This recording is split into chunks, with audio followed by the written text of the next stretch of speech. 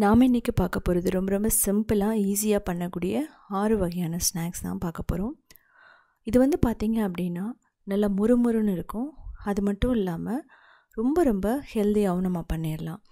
எந்த ஒரு artificial colour இல்லாமல் பண்ண போகிறோம். குழந்தைகளுக்கு ஈவினிங் ஸ்நாக்ஸாக கொடுக்கலாம். டீ காஃபிக்கு ரொம்ப பர்ஃபெக்டாக இருக்கும். முதல்ல நிறையா லேயர் உள்ள வர்க்கி பொரியிலேருந்து ஆரம்பித்து அதுக்கப்புறமா எக் இல்லாமல் ரவா ஜீப்ரா கேக் எப்படி பண்ணுறதுன்னு பார்க்கலாம். அதுக்கப்புறம் கோபி 65 சாக்லேட் டம்ளர் கேக். இது வந்து பார்த்திங்கன்னா அவன் இல்லாமல் பண்ண போகிறோம். கடாயில் நல்லா ஸ்பாஞ்சியாக இருக்கும். டேஸ்ட் வந்து வேறு லெவலில் இருக்கும். இதுக்கப்புறமா பேக்கரி ஸ்டைலில் க்ரீம் பன். இது வந்து பார்த்திங்க அப்படின்னா அவ்வளோ ஸ்பாஞ்சியாக இருக்கும். க்ரீம் போட்டிருக்கிறதுனால அவ்வளோ ஜூஸியாக இருக்கும். ஸ்ட்ராபெரியும் இதில் போட்டிருக்கோம். இதுக்கப்புறமா வனிலா ஹாட் குக்கீஸ் எப்படி பண்ணுறதுன்னு பார்க்கலாம். இது வந்து பார்த்திங்க அப்படின்னா அப்படியே வாயில் வச்சோன்னா கரைஞ்சிடும். இதுக்கு எல்லாம் முதல்ல வர்க்கி பொரி எப்படி பண்ணுறதுன்னு பார்க்கலாம். அதுவும் பார்த்திங்கன்னா நான் கோதுமையில் பண்ணியிருக்கேன். கோதுமையில் எப்படி ப்ரௌன் ஆகாமல் பண்ணலான்னு சொல்லிவிட்டு ஒரு சின்ன டிப்ஸு ட்ரிக்ஸு நான் சொல்கிறேன். மைதா வந்து இதுக்கு தேவையே இல்லை. நல்லா கிறிஸ்பியாக இருக்கும். அதுக்கு 1.5 கப் நம்ம கோதுமை எடுத்துக்கலாம். ஒரு 2லேருந்து 3 டேபிள் ஸ்பூன் ரவை, அதுக்கப்புறம் ஓமம் எடுத்துக்கலாம். அதுக்கப்புறம் அரிசி மாவு இல்லைனா cornflour, pepper powder, red chilli powder, kasuri methi, salt இதெல்லாம் போட்டுட்டு இதில் பார்த்தீங்கன்னா 1/2 கப் கோதுமாவும் நான் கடைசியாக போட்டிருக்கேன். இதுக்கப்புறம் முதல்ல இதை நல்லா மிக்ஸ் பண்ணணும்.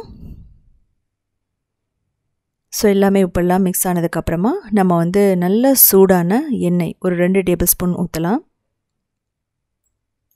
இல்லை நீங்கள் நெய் கூட போட்டுக்கலாம். இதை வந்து நம்ம ஸ்பூனில் தான் மிக்ஸ் பண்ணணும். ஏன் அப்படின்னா நல்லா சூடான ஆயில் ஊற்றும் போது என்ன ஆகும்னா ரொம்ப சூடாக இருக்கும். முதல்ல ஸ்பூனில் மிக்ஸ் பண்ணிவிட்டு அதுக்கப்புறம் கையில் பிசைஞ்சிக்கலாம். இது வந்து நல்ல கிறிஸ்பினஸை கொடுக்கும்.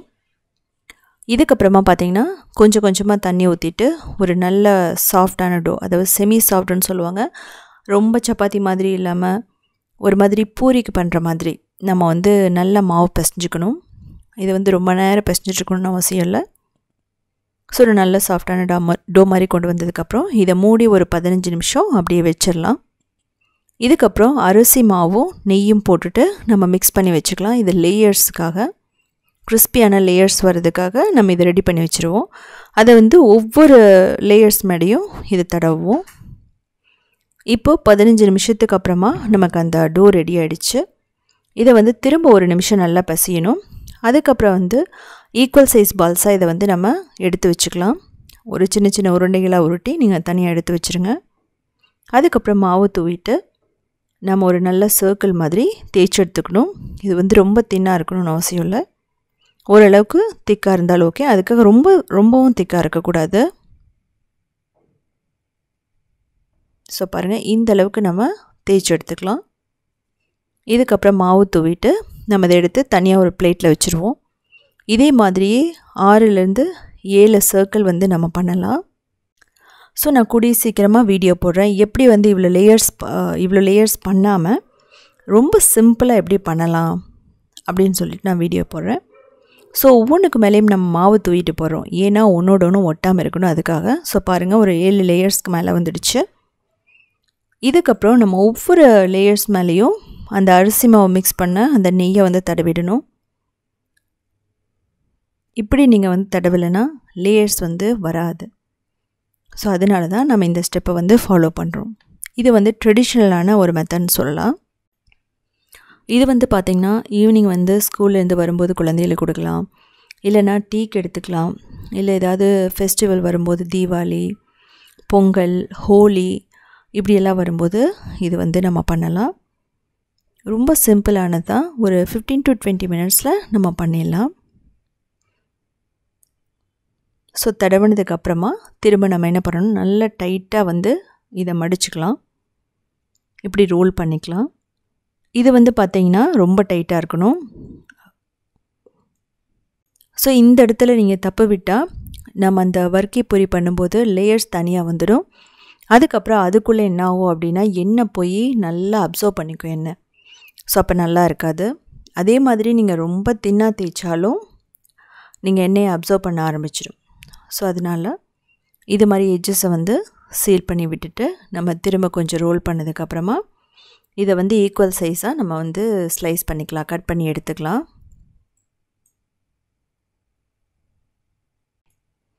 இதை வந்து பார்த்திங்கன்னா நீங்கள் பேக் பண்ணலாம், ஏர் ஃப்ரையரில் பண்ணலாம், இல்லைன்னா நீங்கள் டீப் ஃப்ரை பண்ணி எடுத்துக்கலாம். ஸோ டீப் ஃப்ரை பண்ணால் வந்து நல்லா லேயர்ஸ் எல்லாம் கிறிஸ்பியாக நல்லா வரும். நீங்கள் பேக் பண்ணும்போது என்ன பண்ணணும்னா மேலே ஆயில் வந்து தடவிட்டு இல்லை நெய்யை வந்து தடவிட்டு தான் பேக் பண்ணணும். ஒரு 25 மினிட்ஸ் வந்து பேக் பண்ணலாம் 180 டிகிரியில். ஸோ நீங்கள் வந்து பார்த்துக்கோங்க, அந்த வீடியோவும் கூடிய சீக்கிரமாக நான் போடுறேன். இது மாதிரி ஒரு நல்ல சர்க்கிள் மாதிரி பண்ணிவிட்டு இதை நம்ம தேய்ச்சி எடுக்க போகிறோம். இதுவும் பார்த்திங்கன்னா ரொம்ப தின்னாக இருக்கணும்னு அவசியம் இல்லை, நல்லா திக்காகவே வந்து தேய்ச்சி எடுத்து நம்ம ஃப்ரை பண்ணிடலாம். இந்த வர்க்கி பொரியில் வந்து உங்களுக்கு வேணாம், இது மாதிரி வேணாம் அப்படின்னா இதை தேய்ச்சதுக்கப்புறம் நீங்கள் ஷாலோ ஃப்ரை கூட பண்ணலாம். இல்லைன்னா நீங்கள் வந்து வேணாம் அப்படிங்கும்போது இதில் நீங்கள் பராத்தா மாதிரி கூட போட்டு எடுத்துக்கலாம். ஸோ பாருங்கள், ஸோ இந்த அளவுக்கு திக்னஸ் இருந்தால் போதும். சொல்லப்போனால் ஒரு 10 சென்டிமீட்டருக்குள்ளே இருந்தால் போதும்.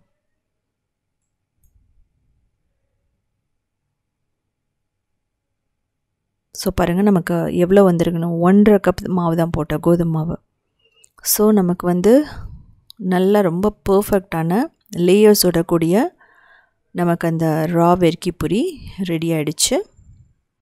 ஸோ கிட்டத்தட்ட 12 வந்திருக்கு, ரொம்ப பர்ஃபெக்டாக. இதுக்கப்புறம் நம்ம சூடான எண்ணெயில் போடணும். ஆனால் ரொம்ப சூடான எண்ணெயில் போடக்கூடாது, ஒரு லோ மீடியம் ஃப்ளேமில் வச்சுட்டு மட்டும்தான் நீங்கள் ஃப்ரை பண்ணணும். நீங்கள் ரொம்ப சூடான எண்ணெயில் போடும்போது பபிள்ஸ் வர ஆரம்பிச்சிடும், கிறிஸ்பினஸ் போயிடும். டைம் ஆக ஆக என்ன ஆகுனா சொதன்னு ஆக ஆரம்பிச்சிடும். ஸோ அதனால் நீங்கள் என்ன பண்ணால் லோவில் வந்து வச்சுட்டு பண்ணுங்கள், ரொம்ப லோ, சூடாக இருக்கணும், லோவில் வச்சுட்டு பண்ணுங்கள். உங்களுக்கு அப்படி ஆயிலோட அளவு தெரியல அப்படின்னா இந்த மாதிரி ஹீட்டுன்னு ஒரு டூத் பிக் எடுத்து நீங்கள் வச்சு பார்த்தீங்கன்னா அதில் வந்து ஒரு சத்தம் வரும், அதான் வந்து பர்ஃபெக்டான கன்சிஸ்டன்சி. அதுக்கப்புறம் நீங்கள் ஏதாவது ஒரு மாவு கொஞ்சம் எடுத்து எண்ணெயில் போடும்போது அது மெதுவாக மேலே எழும்பி வரும். நீங்கள் போட்டோன்னே வர்றதெல்லாம் வந்து முறுக்குக்கு பண்ணுறது. ஆனால் வந்து இதுக்கு நம்ம போட்ட உடனே லைட்டாக தான் மேலே வரணும். ஸோ இதை நம்ம கிறிஸ்பியான வர்க்கி பொரி ரெடி ஆகிடுச்சு. இதுக்கப்புறம் இதே மாதிரி நம்ம அடுத்த பேட்சையும் போட்டு எடுக்க போகிறோம். ஸோ சேம் அதே மாதிரியே தான் லோ ஃப்ளேமில் வச்சுட்டு பண்ணுவோம். ஸோ பாருங்கள் லேயர்ஸ் எல்லாம் எந்த அளவுக்கு தெரியுதுன்ட்டு. ஸோ இது வந்து பார்த்திங்கன்னா நமக்கு வந்து 1 மந்த் வரைக்குமே நம்ம வச்சுருக்கலாம். ஆனால் நம்ம எப்போவுமே வந்து செஞ்ச உடனே ஒரு வாரத்துக்குள்ளே சாப்பிட்றது ரொம்ப நல்லது கூட. ஸோ அதனால் நம்ம எப்போவுமே ஆயிலில் ஃப்ரை பண்ணும்போது ரொம்ப நாள் வச்சுருக்க வேண்டியதில்லை. ஸோ கொஞ்சம் கொஞ்சமாக நீங்கள் ஃப்ரை பண்ணி எடுத்துக்கலாம். இது வந்து மைதாவில் தான் பண்ணணும்னு சொல்லிட்டு எந்த ஒரு அவசியம் கிடையாது. இதுக்கு தேவையான பொருட்கள் வந்து நான் முன்னாடியே கொடுத்துருக்கேன். அதே மாதிரி அளவுகளும் வந்து ரொம்ப சிம்பிளாக கொடுத்துருக்கேன். உங்களுக்கு வந்து எக்ஸ்ட்ரா வேணும்னாலும் நீங்கள் எக்ஸ்ட்ரா மாவு போட்டு பண்ணிக்கலாம். உங்களுக்கு 3 கப் போட்டிங்கன்னா கிட்டத்தட்ட 24 வர்க்கி பொரி வரும். ஸோ அதனால் நீங்கள் × 3 × 2 அப்படின்னு போட்டுட்டு நீங்கள் மாவெல்லாம் போட்டு இதே அளவில் வந்து பண்ணி பாருங்கள். ஸோ இது எப்படி இருந்துச்சுன்னு சொல்லிவிட்டு கமெண்ட் பண்ணுங்கள். நான் வந்து ஸ்டீம்டு சேனலில் சிரோட்டி போட்டிருக்கேன், இதே மெத்தடு தான், ஆனால் வந்து அது ஸ்வீட். அதுக்கப்புறம் இதே மெத்தடு தான் கஜான்னு சொல்லிட்டு ஒரு ஸ்வீட் போட்டிருக்கேன், நீங்கள் அதை பார்த்து தெரிஞ்சுக்கலாம். ஸோ பாருங்கள் ரொம்ப சூப்பர் கிறிஸ்பியாக இருக்குது. ஸோ செஞ்சு பார்த்துட்டு எப்படி இருந்துச்சுன்னு கமெண்ட் பண்ணுங்கள். இது வந்து பார்த்திங்கன்னா நீங்கள் மைதா, ராகி, மில்லட்டில் கூட இது பண்ணலாம். ஆயிலே ரொம்ப அப்சர்வ் பண்ணாது. ஸோ நான் சொன்ன டிப்ஸை வந்து ஃபாலோ பண்ணிங்க அப்படின்னா ரொம்ப பர்ஃபெக்டாக ரெடி ஆகிடும். கிட்டத்தட்ட எல்லாமே வந்து ஒரு வாரத்துக்கு மேலே வச்சுட்டு சாப்பிட்லாம், நல்லா முறுமுறுன்னு இருக்கும். இதுக்கப்புறம் நம்ம பார்க்க போகிறது வனிலா ஹாட் குக்கீஸ். ரொம்ப சிம்பிளாக பேக்கரி ஸ்டைலில் பண்ண போகிறோம். இது குழந்தைகளுக்கு ரொம்ப ரொம்ப பிடித்தமானதுன்னு சொல்லலாம். ரொம்ப குறைவான பொருட்கள் தான் தேவைப்படும் இந்த பிஸ்கட் செய்கிறதுக்கு. குழந்தைகளுக்கு ஸ்நாக்ஸாக கொடுத்து விடலாம், டீக்கு எடுத்துக்கலாம், காஃபிக்கு ரொம்ப பர்ஃபெக்டாக இருக்கும். கிட்டத்தட்ட 2 வீக்ஸ் வரைக்குமே இது கெட்டு போகாது. எந்த ஒரு ஆர்டிஃபிஷியல் கலரும் இல்லாமல் பண்ண போகிறோம். முதல்ல பட்டர் எடுத்துக்கலாம். இதில் வந்து பார்த்தீங்க அப்படின்னா இவ்வளோ பட்டர் தேவைப்படாது. நமக்கு நெய்க்காக நம்ம பட்டர் உருக்கணும். கிட்டத்தட்ட ஒரு 1/2 கப் நெய் நமக்கு தேவைப்படும். ஸோ இந்த அளவுக்கு நீங்கள் வேணால் முதல்ல பட்டர் உருக்கிட்டு அதிலேருந்து ஒரு 1/2 கப் நம்ம அளந்து எடுத்துக்கலாம். ஸோ பாருங்கள் இந்த அளவுக்கு இருக்கணும். இதுக்கப்புறம் சுகர் 1/3 கப்பை நல்லா ஃபைன் பவுடர் அரைச்சிங்க அப்படின்னா 1/2 கப் பவுடர் வரும். நமக்கு 1/2 கப் பவுடர் சுகர் தேவைப்படும். அப்படி இல்லைனா ப்ரௌன் சுகர் யூஸ் பண்ணிக்கலாம். இப்போ மைதா போட்டுக்கலாம், இல்லைனா கோதுமை மாவு, அதுக்கப்புறம் பவுடர் சுகர், உப்பு, அதுக்கப்புறமா பேக்கிங் சோடா கொஞ்சம் மட்டும் போடுங்க. உப்பு வந்து பிஞ்ச் ஆஃப் சால்ட் தான் போடணும். அதாவது கொஞ்சம் மட்டும் போடணும். ரொம்ப ஓவராக போட்டிங்க அப்படின்னா அது சால்ட் குக்கீஸ் மாதிரி ஆகிடும். இப்போது வனிலா எசன்ஸ் போடுறோம். கடைகளில் வனிலா எசன்ஸ் கிடைக்கும், இல்லைனா வனிலா பவுடர் கூட கிடைக்கும். நீங்கள் அதை கூட போட்டுக்கலாம். போட்டுட்டு நல்லா மிக்ஸ் பண்ணுங்கள். இதுக்கப்புறமா கொஞ்சம் கொஞ்சமாக நெய் ஊற்றிட்டு நம்ம வந்து ஒரு நல்ல சாஃப்டாக மாவு வந்து பிடிக்கிற அளவுக்கு வரணும். அந்தளவுக்கு நமக்கு இருந்தால் போதும். சப்பாத்தி மாவு அளவுக்கு நம்ம மிக்ஸ் பண்ணணும்னு அவசியம் இல்லை. ஸோ அதனால் நீங்கள் கொஞ்சம் கொஞ்சமாக ஊற்றுங்க. அப்போ தான் மாவு எல்லா இடத்துலையுமே அந்த நெய் படும். இந்த 1/2 கப் நெய்யுமே நமக்கு தேவைப்படும். 1/2 கப் அப்படிங்கிறது வந்து 125 ml கப்பில் நான் எடுத்திருக்கேன். இப்போ பாருங்கள் எல்லாமே நல்லா கம்பைன் ஆகி வந்துட்டுருக்கு. கொஞ்சம் பிடிக்கிறது உதிர்ற மாதிரி இருந்ததுன்னா இருக்கிற வந்து நெய்வே கொஞ்சம் ஊற்றி பிடிச்சிருங்க. ஒரு சில மைதாக்கு ஏற்ற மாதிரி 1 டேபிள் ஸ்பூன் 2 டேபிள் ஸ்பூன் நெய் அதிகமாக தேவைப்படும், இல்லைனா குறைவாக தேவைப்படும். அவ்வளோதான். இப்போ நமக்கு ரெடி ஆகிடுச்சு. ஒரு டேபிள் இருந்ததுன்னா க்ளீனான டேபிள், அது மேலே கூட நீங்கள் இந்த மாவு போட்டுட்டு ஷேப் பண்ணிக்கலாம். அப்படி இல்லைங்கிற பட்சத்தில் பிளேட் இருந்தனாலும் நீங்கள் பண்ணிக்கலாம். இந்த ஷீட்டில் வைக்கும்போது நமக்கு ஈஸியாக வந்து நம்ம எடுத்துடலாம். அதனால தான் இது வந்து ஒரு பேக்கிங் ஷீட் தான். டோலாம் ரெடி பண்ணுறதுக்கு ரொம்ப பர்ஃபெக்டாக இருக்கும். இதில் நம்ம கிராக்கே இல்லாமல் ஷேப் பண்ணி எடுத்துக்கணும். கையிலேயே நம்ம ஷேப் பண்ணிக்கலாம். தேவைப்பட்டால் நீங்கள் சப்பாத்தி ரோல் இருந்துச்சுன்னா அதில் கூட ஈவனாக ரோல் பண்ணிவிடுங்க.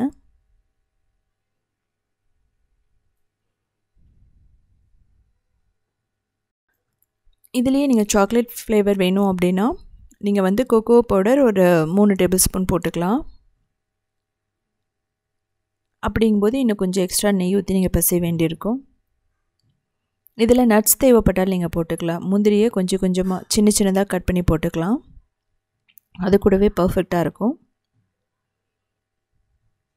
ஸோ இப்போது நான் வந்து ஹார்ட் ஷேப்பில் ஒரு மோல்டு எடுத்து நான் கட் பண்ணி எடுக்கிறேன். நீங்கள் ரவுண்டோ இந்த ஷேப் உங்கள்கிட்ட இருக்கோ அதில் வந்து நீங்கள் கட் பண்ணிக்கலாம். இந்த மோல்டில் கொஞ்சம் மாவு வந்து க்ரீஸ் பண்ணிவிட்டு பண்ணுங்கள். அப்போ தான் ஈஸியாக டீமோல்ட் பண்ண வருதும். அதாவது இந்த மாவில் நீங்கள் வந்து டிப் பண்ணிவிட்டு பண்ணணும். இல்லை அப்படின்னா அப்படியே ஒட்டிக்கிற மாதிரி இருக்கும். டீமோல்ட் பண்ணுறது கொஞ்சம் கஷ்டமாக இருக்கும். ஸோ பாருங்கள் எப்படி இருக்குன்னு சொல்லிவிட்டு இதே மாதிரி எல்லாம் கட் பண்ணி எடுத்துக்கலாம். நான் ஏற்கனவே உங்களுக்கு 2 வீடியோ போட்டிருக்கேன். குக்கீஸ் வந்து நான் ஏலக்காய் ஃப்ளேவரில் போட்டிருக்கேன்.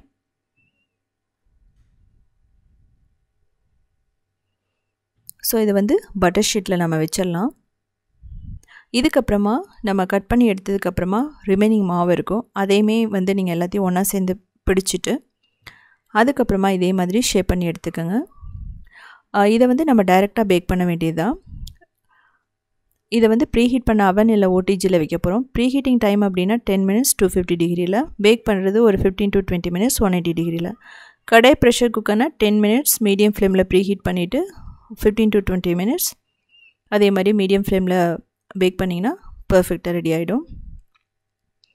ஸோ பாருங்கள், இது பேக் ஆகும்போது 2 ராடுமே வந்து ஆனில் இருக்கணும். இது வந்து கொஞ்சம் ஆறுனதுக்கப்புறமா நம்ம எடுக்கலாம். ஸோ நமக்கு பர்ஃபெக்டாக ரெடி ஆகிடுச்சு.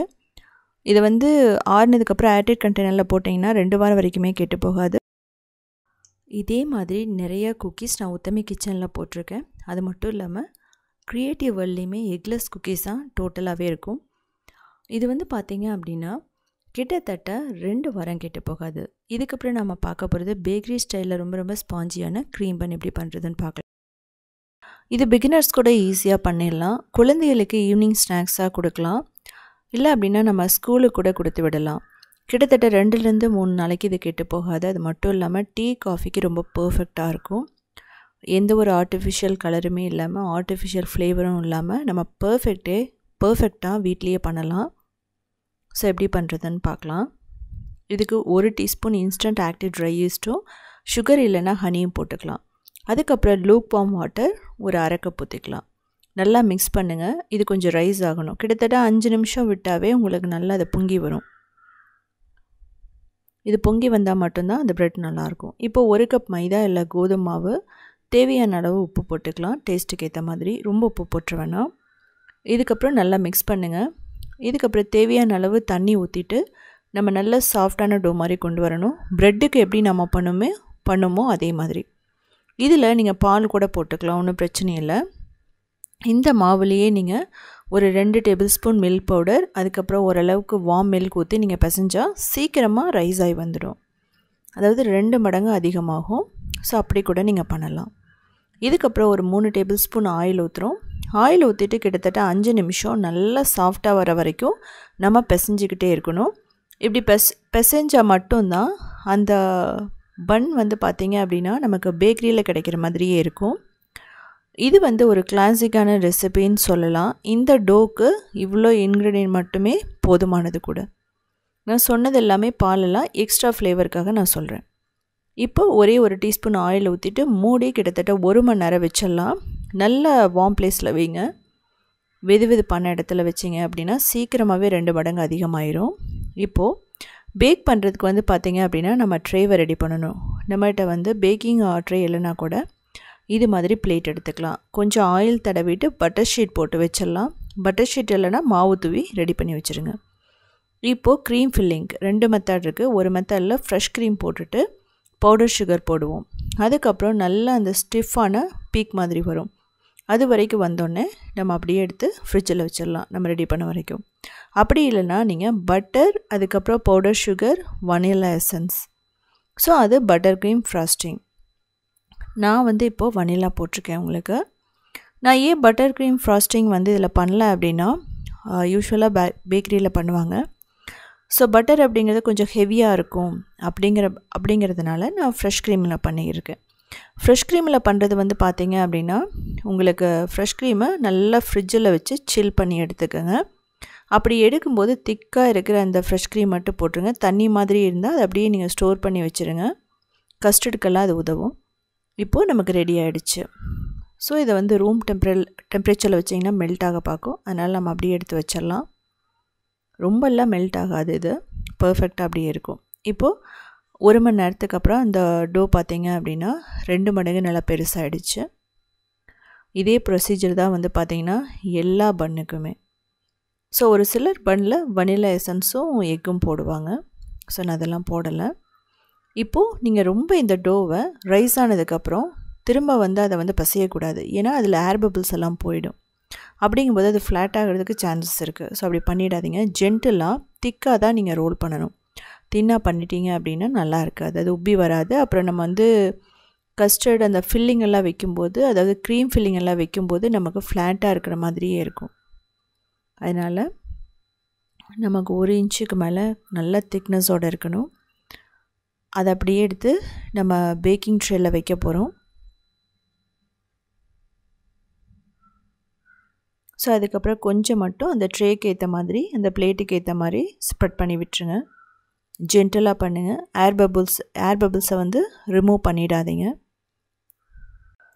ஸோ இது மேலே பார்த்தீங்க அப்படின்னா நான் பட்டர் தடவ போகிறேன். நீங்கள் பால் கூட நீங்கள் க்ரீஸ் பண்ணிக்கலாம். அப்படி இல்லைனா ஒரு எக் யோக்கை கொஞ்சம் தண்ணி ஊற்றி நல்லா பீட் பண்ணதுக்கப்புறம் மேலே இது மாதிரி க்ரீஸ் பண்ணிங்க அப்படின்னா என்ன ஆகும் அப்படின்னா, இந்த பன் பேக் ஆகி வரும்போது நல்ல ஷைனிங்கான லுக்கை கொடுக்கும். நீங்கள் நெய் கூட தடவிக்கலாம், ஒன்றும் பிரச்சனை இல்லை.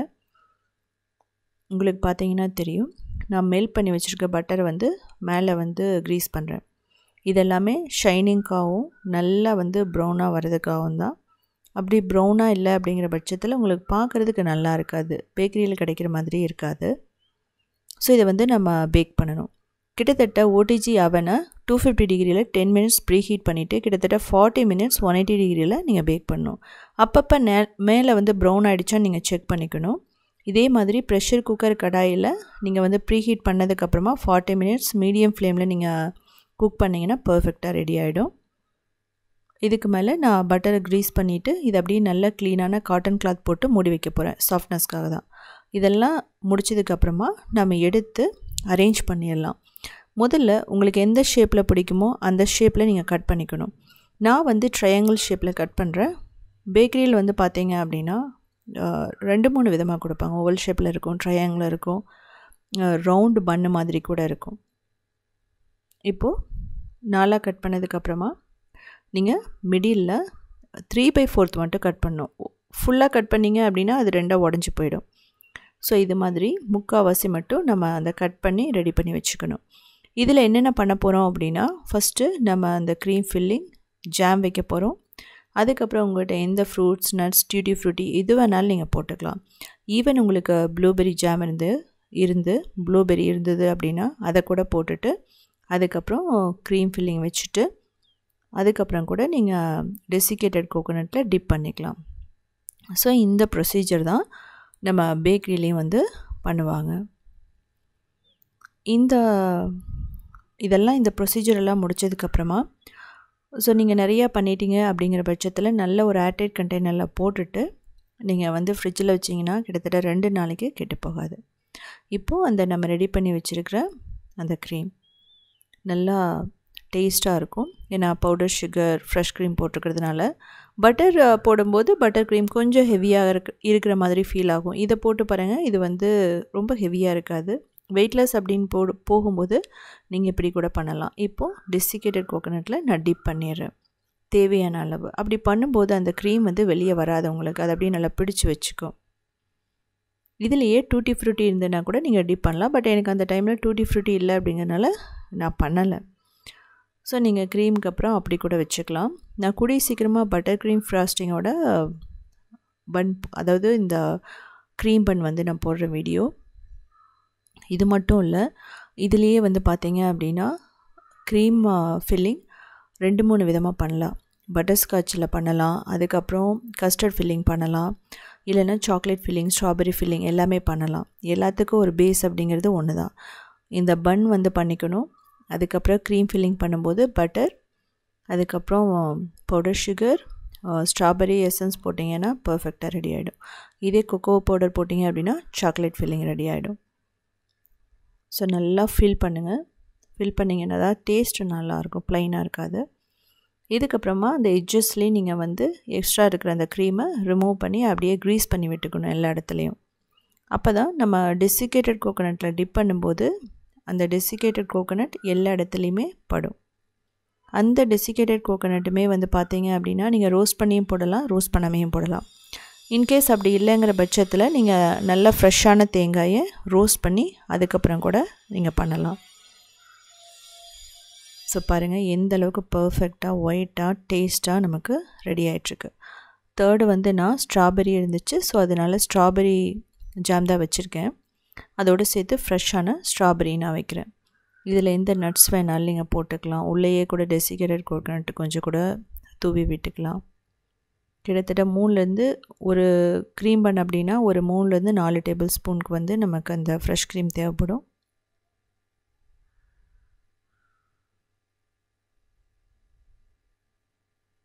ஸோ பார்த்தீங்கன்னா எவ்வளோ சூப்பராக இருக்குது பாருங்கள். இதுலேயே நான் பவுடர் சுகர் போட்டிருக்கேன். அப்படி பவுடர் சுகர் பிடிக்காதவங்க நீங்கள் கோகோனட் சுகரோ இல்லை அப்படின்னா ப்ரௌன் சுகரோ நல்லா பவுடர் பண்ணி போட்டுக்கோங்க. ஸோ இது மேலே ஸ்ட்ராபெரியோட ஸ்லைசஸ் வச்சுட்டு டெசிகேட்டட் கோகோனட்டை தூவிட்டோம் அப்படின்னா பர்ஃபெக்டாக ரெடி ஆகிடும். ஸோ இதே மாதிரி செஞ்சு பாருங்கள். அது மட்டும் இல்லாமல் இன்னும் இதே மாதிரி நிறைய ரெசிபிஸ் நான் உத்தமி கிச்சனில் போட்டிருக்கேன். நீங்கள் போய் செக் பண்ணி பார்த்துக்கலாம். இந்த க்ரீம் பண்ணி பார்த்தீங்கன்னா நான் கிட்டத்தட்ட ஒரு 3 வெரைட்டிஸில் போட்டிருக்கேன். ஒன்று வந்து தில் குஸ் அப்படின்னு சொல்லிட்டு ஒரு ரெசிபி, அதாவது தில் பசந்துன்னு சொல்லிட்டு தேங்காய் பன். அதுவுமே வந்து பார்த்திங்கன்னா ரொம்ப பர்ஃபெக்டாக பேக்கரி ஸ்டைலில் இருக்கும். நம்ம வீட்லேயே பண்ணும்போது எல்லாமே நல்லா திருப்தியாக பண்ணிடலாம். அது மட்டும் இல்லாமல் ரவுண்ட் ஷேப்பில் ஒரு பன் போட்டிருக்கோம். அது மட்டும் இல்லாமல் ஹாட் டாக் ரெசிபியும் போட்டிருக்கோம். நீங்கள் போய் பார்த்து தெரிஞ்சுக்கலாம். இதில் வந்து நீங்கள் கடாயில் கூட பண்ணலாம் ஈஸியாக. இதுக்கப்புறம் நம்ம பார்க்க போகிறது எக் இல்லாமல் சாக்லேட் டம்ளர் கேக் பண்ண போகிறோம். அப்படியே வாயில் வச்சோன்னா கரைஞ்சிடும். குழந்தைகளுக்கு வந்து பார்த்திங்கன்னா ஸ்நாக்ஸாக ஸ்கூலுக்கு கொடுத்து விடலாம். வந்து எக் இல்லாமல் மைதா இல்லாமல் நம்ம பண்ண போகிறோம். அது மட்டும் இல்லாமல் அவன் இல்லாமல் பண்ண போகிறோம். உங்களுக்கு எந்த ஒரு மோல்டுமே தேவையில்லை. ஒரு டம்ளர் இருந்தால் போதும், ஈஸியாக கப் கேக் பண்ணிடலாம். அது மட்டும் இல்லாமல் நீங்கள் ரொம்ப நேரம் மிக்ஸ் பண்ணணும்னு அவசியம் இல்லை. ஏன்னா நம்ம மிக்சியில் தான் பண்ண போகிறோம். கிட்டத்தட்ட ஒரு 5 மினிட்ஸ் ப்ரிப்ரேஷன் தான். குழந்தைகளுக்கு ரொம்ப பர்ஃபெக்டான ஸ்நாக்ஸ் வந்து ரெடி ஆகிடும். அது மட்டும் இல்லாமல் டீ காஃபிக்கு ரொம்ப பர்ஃபெக்டாக இருக்கும்.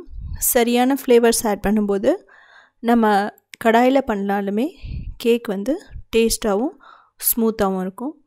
ஸோ உங்களுக்கு பார்த்தா தெரியும், இந்த ஸ்டிக்கி எல்லாம் எதுவுமே கிடையாது. அந்த ஏர் பபிள்ஸ் பார்க்கும்போதே உங்களுக்கு தெரியும் பர்ஃபெக்டாக இருக்குன்னு சொல்லிட்டு. கிட்டத்தட்ட ஒரு 3 நாள் வரைக்குமே கெட்டு போகாது. முதல்ல ஒரு டம்ளர் எடுத்துக்கலாம். சின்ன சின்ன கிளாஸஸ் இருக்கும். இது வந்து ஒட்டாமல் வரணும் அப்படிங்கிறதுக்காக கொஞ்சம் மட்டும் ஆயில் ஊற்றிடுறோம். ஆயில் ஊற்றி நல்லா க்ரீஸ் பண்ணிக்கலாம். அதுக்கப்புறமா கொஞ்சம் மாவு தூவிக்கலாம். மாவு தூவிட்டு நீட்டாக எல்லா இடத்துலையுமே படுற மாதிரி ஈவனாக ஸ்ப்ரெட் பண்ணிவிடுங்க.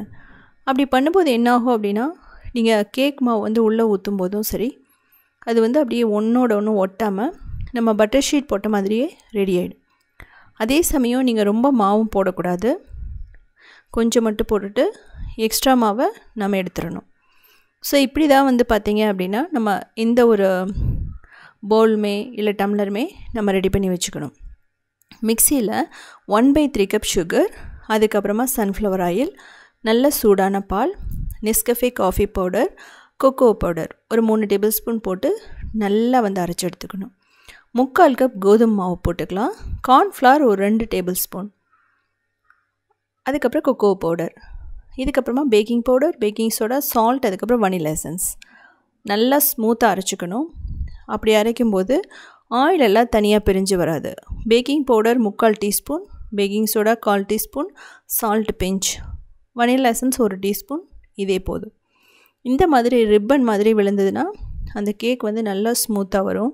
மஃபின்க்கு கொஞ்சம் திக்காக இருக்கலாம். இது வந்து பார்த்திங்க அப்படின்னா கிட்டத்தட்ட 3/4 மட்டும்தான் நீங்கள் ஃபில் பண்ணணும். ஏன்னா அது வந்து குக்காகி வரும்போது மேலே வலிஞ்சிடும். அப்படியே நீங்கள் ஃபுல்லாக வந்து ஆட் பண்ணிங்கன்னா அதே மாதிரி 3/4 மட்டும் நீங்கள் ஃபில் பண்ணிவிடுங்க.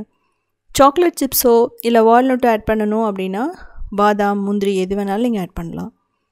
ஸோ மாவுலேயே ஆட் பண்ணி மிக்ஸ் பண்ணிடலாம். அப்படி இல்லைன்னா மேலே கொஞ்சம் ஸ்ப்ரிங்கிள் பண்ணிடலாம். இது எல்லாமே உங்களுக்கு ஆப்ஷனல் தான். ஸோ பாருங்கள். ஸோ கொஞ்சம் மட்டும் அதை டேப் பண்ணிட்டீங்கன்னா பர்ஃபெக்டாக இருக்கும் ஒரு 2 தடவை.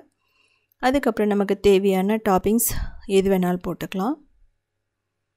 ஸோ இதுலேயே வந்து பார்த்திங்க அப்படின்னா சாக்கோ லாவா கேக் கூட பண்ணலாம், ஈஸியாக பண்ணிடலாம். இதே மெத்தடை பயன்படுத்தி கோதுமாவோட ஸ்மெல்லே இதில் சுத்தமாக வராது. ஸோ இதுக்கப்புறம் ப்ரீஹீட் பண்ண கடாயில் கிட்டத்தட்ட ஒரு 35 மினிட்ஸ் லோ மீடியம் ஃப்ளேமில் வைக்கணும். அதுக்கு முன்னாடி கடாயை கிட்டத்தட்ட 5 மினிட்ஸ் மீடியம் ஃப்ளேமில் நம்ம ப்ரீஹீட் பண்ணணும். ஓடிஜி 11 அப்படிங்கும்போது 10 மினிட்ஸ் 250 டிகிரியில் நீங்கள் ப்ரீஹீட் பண்ணிவிட்டு கிட்டத்தட்ட ஒரு 35 மினிட்ஸ் 180 டிகிரியில் பேக் பண்ணிங்க அப்படின்னா பர்ஃபெக்டான, ரொம்ப ஸ்மூத்தான, ரொம்ப சாஃப்டான நமக்கு டம்ளர் கேக் வந்து ரெடி ஆகிடும். சேம் மெத்தட் தான் ப்ரெஷர் குக்கர்லேயும். நீங்கள் வந்து ஒரு டூத் பிக்கோ ஏதாவது ஒன்று வச்சு பார்த்தீங்க அப்படின்னா அதில் ஒட்டாமல் வந்தது அப்படின்னா பர்ஃபெக்டாக ரெடி ஆகிடுச்சின்னு அர்த்தம். ஸோ இதுக்கப்புறமா நம்ம இதிலேருந்து கேர்ஃபுல்லாக ரிமூவ் பண்ணிவிட்டு நம்ம உடனே வந்து டீமோல் பண்ண முடியாது. ஏன்னா ரொம்ப வந்து ஒட்டியிருக்கும். கொஞ்சம் டைம் ஆகும்போது உங்களுக்கு அப்படியே வந்து டம்ளர்லேருந்து அந்த கேக் பிரிஞ்சு வந்துடும். லைட்டாக வந்து ஒரு கத்தியை வச்சு எடுத்துட்டு நீங்கள் ஈஸியாக டீமோல் பண்ணிடலாம். ஒரு 20 மினிட்ஸ் நீங்கள் அப்படியே விட்டுருங்க. அப்போ வந்து பர்ஃபெக்டாக ரெடி ஆகிடும். லைட்டாக ட்விஸ்ட் பண்ணும்போது ஈஸியாக அந்த கேக் வந்து நமக்கு வெளியே வந்துடும். இது வந்து பார்த்திங்க அப்படின்னா எல்லாருமே ஈஸியாக பண்ணிடலாம். இதே மெத்தடில் நான் கோதுமை வச்சு கேக் போட்டிருக்கேன், டம்ளர் கேக். அதே நீங்கள் போய் பார்த்து தெரிஞ்சுக்கலாம். இது வந்து பார்த்திங்கன்னா ஒரு 7 இயர்ஸ்க்கு முன்னாடியே க்ரியேட்டிவ் வேர்ல்டில் எப்படி வந்து 1 பார்ட்டில் மிக்ஸி மட்டும் யூஸ் பண்ணி எப்படி கேக் பண்ணுறதுன்னு நான் போட்டிருக்கேன். இது வந்து பார்த்திங்க அப்படின்னா கிட்டத்தட்ட 1 வாரம் வரைக்குமே ஃப்ரிட்ஜில் வச்சுட்டு சாப்பிட்லாம். சாக்லேட் சாஸ், ஃப்ராஸ்டிங் கூட நீங்கள் ஆட் பண்ணிக்கலாம். விப்பிங் க்ரீம், பவுடர் சுகர் போட்டு நல்லா பீட் பண்ணி இதுக்கிடையில் லேயராக வச்சு நீங்கள் கொடுக்கலாம், நல்லாயிருக்கும். சாக்லேட் சிரப் ஊற்றியும் நீங்கள் கொடுக்கலாம், நல்லாயிருக்கும். இதுக்கப்புறம் நம்ம பார்க்க போகிறது ரொம்ப பர்ஃபெக்டாக ஆர்டிஃபிஷியல் கலர் எதுவுமே இல்லாமல் முறுமுறுன்னு கோபி 65 எப்படி பண்ணுறதுன்னு பார்க்கலாம். எல்லாத்துக்குமே பிடிச்ச ஒரு ரெசிபின்னு சொல்லலாம். இது வந்து பார்த்திங்க அப்படின்னா 10லேருந்து 15 நிமிஷத்துக்குள்ளே பண்ணிடலாம். அது மட்டும் இல்லாமல் நல்லா கிறிஸ்பியாக இருக்கும். எந்த ஒரு ஆர்டிஃபிஷியல் கலருமே போடாமல் நம்ம பண்ண போகிறோம். குழந்தைகளுக்கு ஈவினிங் ஸ்நாக்ஸாக கொடுக்கலாம், டீக்கு எடுத்துக்கலாம், ரொம்ப சூப்பராக இருக்கும். ஃப்ரை ரைஸ் அப்படிங்கும்போது உங்களுக்கு இது பர்ஃபெக்டான காம்பினேஷனாக இருக்கும். இப்போது ஒரு 250 கிராம் காலிஃப்ளவரை நம்ம எடுத்துகிட்டு நல்லா க்ளீன் பண்ணணும். தேவையான அளவில் கட் பண்ணிக்கோங்க. உங்களுக்கு பெருசு பிடிக்கிற மாதிரி இருந்ததுன்னா பெருசாக கட் பண்ணிக்கலாம்.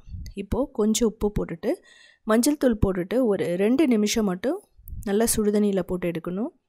அப்போ தான் அதில் ஏதாவது பூச்சி இருந்தது அப்படின்னா அது வெளியே வந்துடும். யூஸ்வலாக காலிஃப்ளவரில் நமக்கு அந்த சின்ன சின்ன பூச்சிகள் இருக்கும். நீங்கள் இப்படி பண்ணும்போது அது வெளியே வந்துடும். அது மட்டும் இல்லாமல் நம்ம ஃப்ரை பண்ணும்போதும் உள்ள பச்சை வாசனை இல்லாமல் இருக்கும். ஸோ நல்லா தண்ணியை வடிகட்டிட்டு எடுத்துக்கலாம். இந்த ஸ்டெப்பை வந்து நீங்கள் ஸ்கிப் பண்ணிடாதீங்க. 1 நிமிஷமே போதும் உங்களுக்கு. இப்போது ஒரு பவுலில் லெமன் ஜூஸ் போட்டுக்கலாம். இஞ்சி பூண்டு விழுது, மஞ்சள் தூள், மிளகாய் தூள், கொத்தமல்லி தூள், ஜீரகத்தூள், கரம் மசாலா தூள், உப்பு தேவையான அளவு போட்டுக்கலாம். அதுக்கப்புறமா சோயா சாஸ், டொமேட்டோ சாஸ், அதுக்கப்புறம் சில்லி சாஸ். இது 3மே நீங்கள் ஸ்கிப் பண்ணிடலாம். பட் இது வந்து ஹோட்டலில் இப்படி தான் பண்ணுவாங்க, ரொம்ப டேஸ்ட்டாக இருக்கும். ஸோ கோபி 65 அப்படிங்கிறது 2 விதமாக பண்ணுவாங்க.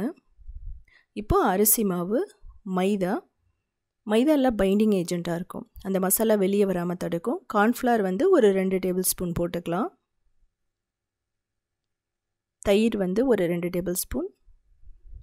நல்லா மிக்ஸ் பண்ணுங்கள். இதில் வந்து பார்த்திங்கன்னா தேவையான அளவு தண்ணி ஊற்றிட்டு ஓரளவுக்கு திக்காக கரைச்சி எடுத்துக்கலாம். ரொம்ப உங்களுக்கு தின்னாக வேணாம். தின்னாக நீங்கள் வந்து கரைச்சிங்க அப்படின்னா அந்த காலிஃப்ளவரில் மசாலா எதுவுமே ஒட்டாது.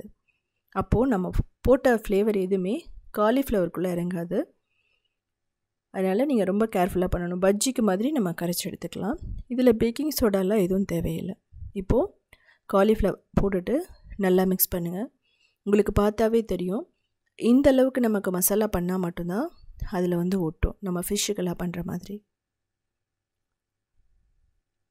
உங்களுக்கு டைம் இருந்தது அப்படின்னா ஒரு அரை மணி நேரம் அப்படியே வச்சுருங்க. டைம் இல்லை அப்படிங்கிற பட்சத்தில் இமீடியட்டாக நம்ம ஃப்ரை பண்ணி எடுத்தலாம், ஒன்றும் பிரச்சனையும் இல்லை. இப்போது நல்ல சூடான எண்ணெயில் போட்டுட்டு கிறிஸ்பியாக கோல்டன் ப்ரௌன் ஆகிற வரைக்கும் ஃப்ரை பண்ணி எடுக்கணும். நீங்கள் போட்ட உடனே அதை திருப்பக்கூடாது. போட்ட உடனே ஆயிலில் அது கொஞ்சம் வந்து நல்லா வேகணும். அப்படி வேகும்போது மசாலா அது நல்லா வந்து பிடிச்சி வச்சுக்கும். நீங்கள் போட்ட உடனே திருப்பி விட்டீங்க அப்படின்னா மசாலா வந்து அந்த காலிஃப்ளவர்லேருந்து தனித்தனியாக பிரிய ஆரம்பிக்கும். ஸோ இது வந்து செகண்ட் ஸ்டெப். நீங்கள் ரொம்ப பர்ஃபெக்டாக பண்ணணும். இப்படி பண்ணாவே பர்ஃபெக்டாக ரெடி ஆகிடும். இதே மாதிரி தான் ஆலு 65. ஸோ உங்களுக்கு பார்த்தா தெரியும் எந்த அளவுக்கு பர்ஃபெக்டாக இருக்குன்னு சொல்லிட்டு. ஆயில் அப்சர்வே பண்ணாது. ஸோ 2வது ஃப்ரை பண்ணும்போது நம்ம கறிவேப்பிலை வந்து போடணும்.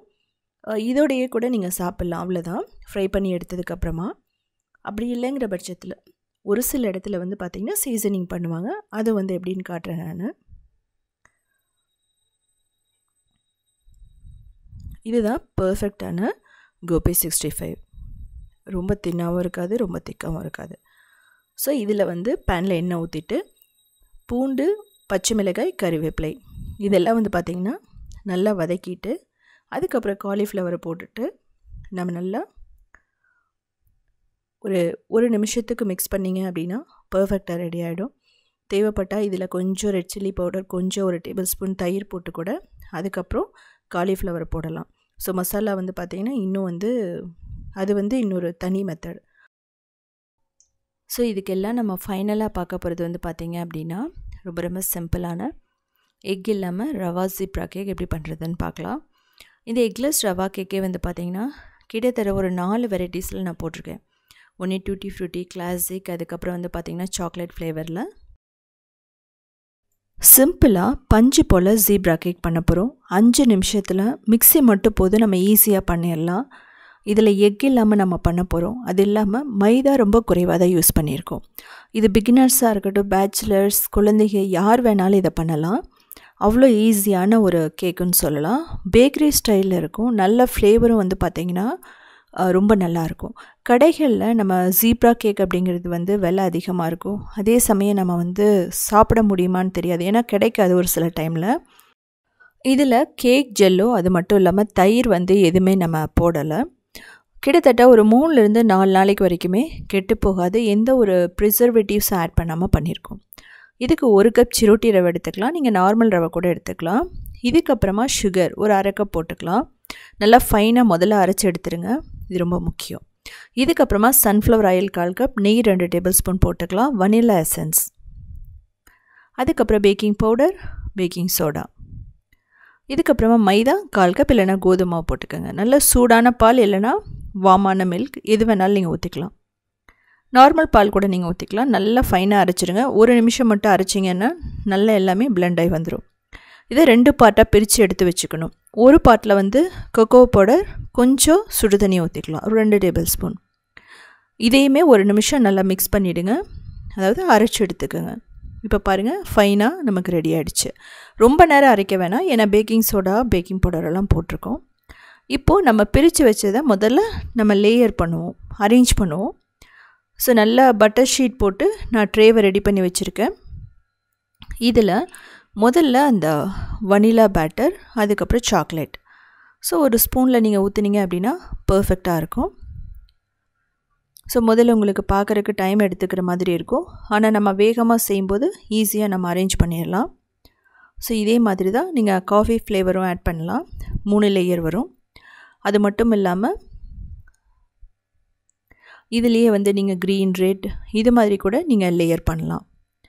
ஸோ இப்படி வந்து உங்களுக்கு எண்டில் போகிற மாதிரி இருந்துச்சு அப்படின்னா கொஞ்சம் பேட்டரை வந்து ரெடி பண்ணிவிட்டு அதுக்கப்புறம் நீங்கள் ஊற்றலாம். ஸோ பாருங்கள் எந்த அளவுக்கு பர்ஃபெக்டாக வந்துட்டுருக்குன்னு சொல்லிவிட்டு டேப் ஒரு தடவை பண்ணிவிடுங்க. இதுக்கப்புறம் ப்ரீஹீட் பண்ண ஓடிஜி இல்லை அவனில் நம்ம பேக் பண்ண போகிறோம். ப்ரீஹீட்டிங் டைம்னா 10 மினிட்ஸ் 250 டிகிரி. அதுக்கப்புறமா பேக் பண்ணுற டைம் வந்து கிட்டத்தட்ட 40 மினிட்ஸ் 180 டிகிரி. நீங்கள் இது மாதிரி ஏதாவது ஸ்டிக் இருந்துன்னா வச்சு பாருங்கள், ஒட்டாமல் வந்துருச்சுன்னா பர்ஃபெக்டாக ரெடி ஆகிடுச்சின்னு அர்த்தம். இது கொஞ்சம் நேரம் நம்ம ஆற வைக்கணும், ஆறதுக்கு டைம் கொடுக்கணும், இல்லை அப்படின்னா அது உடைய பார்க்கும். மேலே ஒரு காட்டன் கிளாத் போட்டு கூட மூடிடலாம், நல்லா சாஃப்டாக இருக்கும். இப்போ எட்ஜஸை வந்து நீங்கள் லைட்டாக ரிமூவ் பண்ணால் போதும், ஏன்னா மாவு போட்டு தான் நம்ம வந்து ரெடி பண்ணோம் ட்ரேவை, அதனால் ஒட்டாமல் தான் வரும். இது நீங்கள் கிறிஸ்மஸ், நியூ இயர் எல்லா டைம்லேயுமே நீங்கள் வந்து செய்யலாம். காஃபி, டீ, ஸ்கூலில் குழந்தைகளுக்கு ஸ்நாக்ஸாக கொடுத்து விடலாம் மார்னிங். ரொம்ப ரொம்ப நல்லாயிருக்கும். ப்ரௌன் சுகர் நீங்கள் போட்டுக்கலாம், சுகர் பிடிக்காதவங்க வெல்லம் போட்டுக்கலாம். ஆனால் வெல்லமெல்லாம் போடும்போது உங்களுக்கு அந்த லேயர்ஸ் வந்து தெரியாது, ஒயிட் லேயர்ஸ் தெரியாது, ரொம்ப ப்ரௌன் ஆகிடும். அப்போ உங்களுக்கு சாக்லேட்டுக்கும் அதுக்கு வித்தியாசம் தெரியாது. நீங்கள் கேட்கலாம், இதில் கோதுமை மாவு ஹெல்த்தியாக போடலாம் அப்படின்னு சொல்லிட்டு. இது நார்மல் கேக்கு நீங்கள் போடலாம், ஆனால் இது மாதிரி கேக்கெல்லாம் பண்ணும்போது நமக்கு எப்போவாவது ஒரு தடவை தான் பண்ணுவோம். அந்த லேயர்ஸ் எல்லாம் கொஞ்சம் நமக்கு நல்லா ஒயிட்டாக தெரியும் போது தான் சாப்பிட்றதுக்கு நல்லாயிருக்கும், குழந்தைகளுக்கு பார்க்கவும் அவங்களுக்கு பிடிக்கும். ஸோ பாருங்கள் எந்த அளவுக்கு பஞ்சு மாதிரி இருக்குதுன்னு சொல்லிட்டு. ஸோ உள்ளே நான் காட்டுறேன் வீடியோட எண்ணில் எந்த அளவுக்கு லேயர்ஸ், அதை வந்து நீங்கள் பிரித்தா கூட லேயர்ஸ் அப்படியே வரும். ஸோ இதே மாதிரி நிறைய ரெசிபீஸ் வேணும்னா நீங்கள் உத்தமி கிச்சனை ஃபாலோ பண்ணலாம். க்ரியேட்டிவ் வேர்ல்டுன்னு சொல்லிட்டு இன்னொரு சேனல் இருக்குது, அதுலேயுமே 1900 ரெசிபீஸ் போட்டிருக்கோம். 12 இயர்ஸுக்கு மேலே ரன் பண்ணிகிட்ருக்கோம். அது மட்டும் இல்லாமல் சவுத் இண்டியன் ஃபுட்ஸ்.inங்கிற வெப்சைட்டை 14 இயர்ஸுக்கு மேலே ரன் பண்ணிகிட்ருக்கோம். கிட்டத்தட்ட 8000 ரெசிபீஸ் இருக்குது. அதோட ஸ்டெப் பை ஸ்டெப் ஃபோட்டோஸ் இருக்கும், அவங்களுக்கு வீடியோஸ் இருக்கும். ஸோ நீங்கள் பார்த்துட்டு கமெண்ட் பண்ணுங்கள். அதே மாதிரி இதில் ஏதாவது டவுட்ஸ் இருந்ததுனா கூட நீங்கள் மெசேஜ் பண்ணலாம்.